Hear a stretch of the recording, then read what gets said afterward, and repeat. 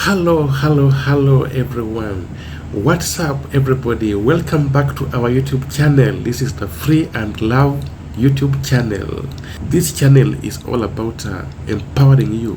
It's all about giving you information. It's all about sharing with you our experiences so you can learn one or two things from each other. So today I'll talk about how to get a scholarship to fund your education as an international student in the USA. So studying in the USA is a very inspiring, it's a very enriching, and it's a very exciting chance in life. And many people will want to get this education. It's a chance to get a world-class education. It's a chance to interact with the world's top brain. So this makes the USA education very competitive. Remember, you are competing with USA citizens and other people from all over the world who are very talented. So this makes it very expensive to study in the USA. So how will you go about financing your education as an international student? Of course, the first thing you should do is to identify the college of your interest. You can sit down and put together a database of colleges that you are eligible to join. Look at the academic requirements in terms of entrance examinations, GA and GPS, if you qualify for them. Then the next step is to look at whether these colleges have got opportunities for financial aid for foreign students. So you start planning early. I recommend starting planning at least 18 months before the anticipated date you report in that college. So planning involves putting together a rough costing of what it will take you to achieve the education, because many people have failed to plan and come to the USA, and after 1 year of study they cannot proceed with their education and they are forced to go back home. So you need to put together how much it will cost you in terms of tuition and fee, in terms of boarding and accommodation, in terms of books and equipment, traveling expenses, health insurance, etc. So once you have identified your college of interest and you have submitted your application and you are accepted, now you have to find out how to fund your education. So put together a list of potential sponsors for your education, and next you put together a very compelling request for financial aid. It's important to take your time, sit down and put together a quality application package. So make sure you have all the required documents, like the letters of recommendation, you have your academic scores, you have your English test results if they are needed. If an essay is required, make sure you have a very well written essay. Remember, a poorly written application or a messy application can make the difference between you and the other applicant. So this is not the time to take chances. So next I'll talk about what are some of the potential sources of financial aid for foreign students coming to the USA. So your first stop, the first place to go to is the advising center in the US Embassy in your country. So first, it's important to realize that USA federal financial aid to students is limited, and the first priority is given to USA citizens. But this doesn't mean that you can't get financial aid. So I will advise you first to go to the US Department of Education Advising Center in the US Embassy in your country. So there you'll get a counselor who may advise you on the best possible way to go about looking for financial aid to fund your education. So talking of governments, you can also look for funding from your home government.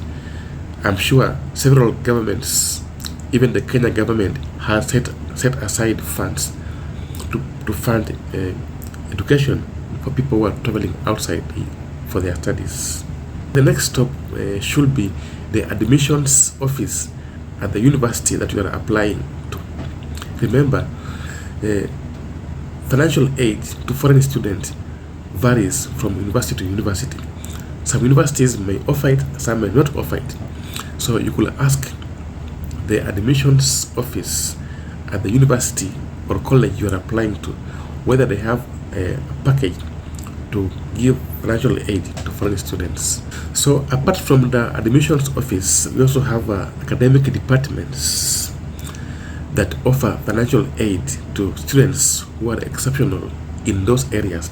For example, if you are good in physics or good in mathematics or good in biology, you can contact those departments in the university, and actually some of them could be having financial aid for students in those areas.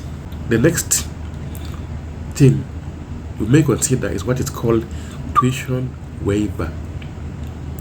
Now in the USA, if you are living in another state and you study in another state, you pay what is called out of state tuition. But if you are studying in your home state, you get what is called in-state tuition. If you are from out of state, you tend to pay higher than those people who are staying in that state.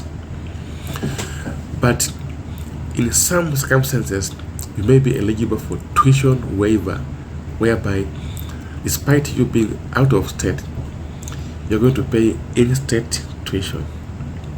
So we have several circumstances where you may be eligible for in-state tuition. That is called tuition waiver, and you may ask whether that may apply to you. Another source of financial aid could be in the sports department. So colleges are out there, or they have sent scouts out there looking for people who are talented in various sports like athletics, soccer, rugby, swimming.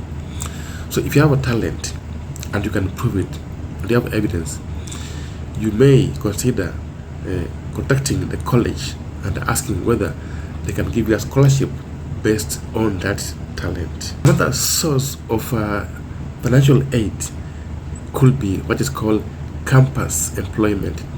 So as a student on a visa, you are eligible to work in the university. So you'll work and get financial support, which can help you offset some of the bills. So next I'll talk about if you are a graduate student, if you are doing a master's or PhD. In fact, it's actually easier to get a full scholarship and funding if you are coming at a master's or PhD level. This may include, number one, teaching assistantship. So if you are studying at a graduate level, you are eligible to get what is called a teaching assistantship. So in this kind of assignment, where you are given an opportunity to teach small classes, or to grade students' essays, or supervise exams, or conducting students' lab assignments. So in exchange, the university actually gives you a full scholarship, pays your tuition, pays your fee, even gives you a stipend. So next is what is called a research assistantship. So if you are a research assistant, you assist a faculty member to conduct a specific research. You can be assisting in the laboratory to do experiments, or in the field to collect data, or in the lab to analyze data or write papers. And in exchange, you are given a full academic scholarship and even a stipend. So if you are interested in a research assistantship, you can contact the department or the professor who will recommend you to the university in exchange for a full scholarship. We also have several other grants that departments have that are given to students, and these are grants from either individuals or organizations that are helping the universities And if you are doing well in your studies, you can actually get these grants as time goes by, as you go about your studies. I'll advise you to begin your research early, like 18 months before the start of your course. Identify the potential sources of funding, put together a complete package before you apply for your course, and everything is possible. So there are several websites you can visit and look for financial opportunities in the USA. There is no one website that has all, but we have several websites that you can go to and you find information that will tell you which college has which scholarships. So I'll put a few of them in the comment sections below, but there are many more websites out there that you can go to, which are very beneficial. So funding the education is very possible, and there's no excuse for not looking for these opportunities, and please do look for them. So one word of advice is you have to be persistent and consistent in looking for aid, and you'll get it.